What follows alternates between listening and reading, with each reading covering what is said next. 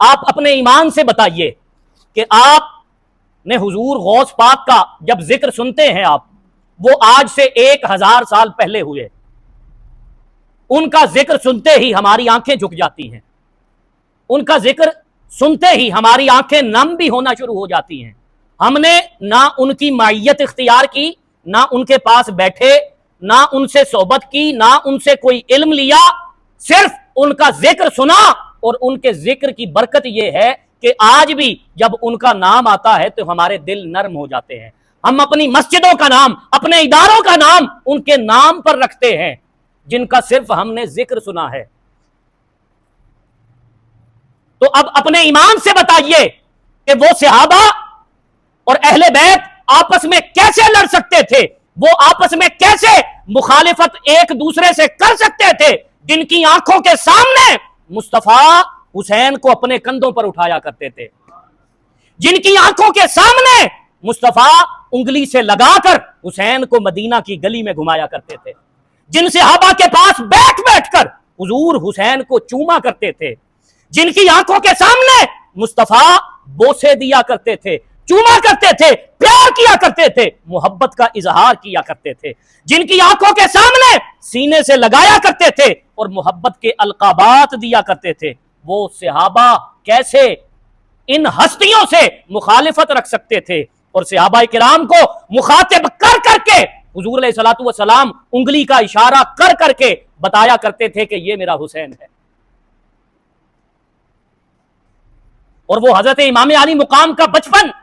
کہ آپ سرخ سوٹ پہنے مسجد نبوی میں اپنے لڑکھڑاتے ہوئے قدموں کے ساتھ آتے ہیں، حضور علیہ الصلوۃ والسلام خطبہ جمعہ دے رہے ہیں، حسین کو لڑکھڑاتے ہوئے قدموں کے ساتھ مسجد نبوی میں داخل ہوتا دیکھا، حضور علیہ الصلوۃ والسلام نے خطبہ جمعہ چھوڑ دیا، اپنے منبر سے اتر کر لڑکھڑاتے ہوئے حسین کو پکڑنے کے لیے آگے بڑھے۔ حضور علیہ الصلوۃ والسلام نے حضرت امام علی مقام کو اپنے سینے کے ساتھ لگایا اور بقیہ خطبہ حسین کو سینے سے لگا کر اور اپنی گود میں بٹھا کر دیا۔ اور حضور علیہ الصلوۃ والسلام جب خطبہ دے رہے تھے تو حضور انگلی کا اشارہ کرتے ہوئے فرما رہے تھے، من احب حسنا و حسینا فقد احبنی، من احبنی فقد احب اللہ، من احب اللہ ادخلہ اللہ الجنہ، اور فرمایا من ابغض حسنا و حسینا تنی فقد ابغض اللہ، من ابغض اللہ ادخلہ اللہ النار۔ متوجہ کر کر کے حضور مخاطب کر کر کے انگلی کا اشارہ کر کر کے انہیں سینے پر بٹھا بٹھا کر حضور یہ فرما رہے تھے، ان کو چاہنا مجھے چاہنا ہے اور مجھے چاہنا خدا کو چاہنا ہے۔ جن کی آنکھوں کے سامنے محبت کے اظہار ایسے ہو رہے ہوں اور حضور ایسے چوم رہے ہوں،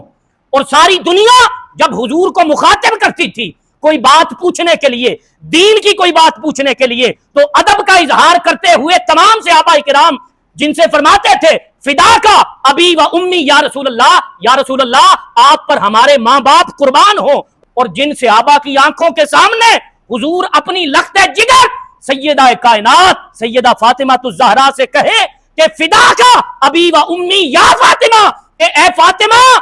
تجھ پر میرے ماں باپ قربان، فاطمہ تجھ پر ساری کائنات کے ماں باپ قربان، جن کی آنکھوں کے سامنے حضور فاطمہ پر اپنے ماں باپ قربان کر رہے ہوں، وہ صحابہ اہل بیت سے کوئی مخاصمت رکھ سکتے تھے؟ اتنی گندی سوچ ہے، جس کی بھی یہ سوچ ہے، جو بھی یہ پروپیگنڈا کرتا ہے، جو بھی یہ بات پھیلاتا ہے، ارے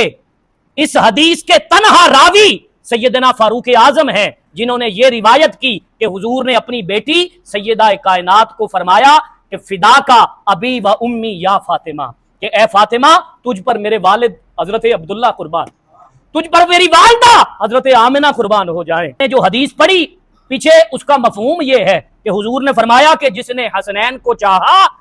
اس نے مجھے چاہا، اور جس نے مجھے چاہا اسی نے خدا کو چاہا، اور جس نے خدا کو چاہا جنت نے بھی اسے ہی چاہا۔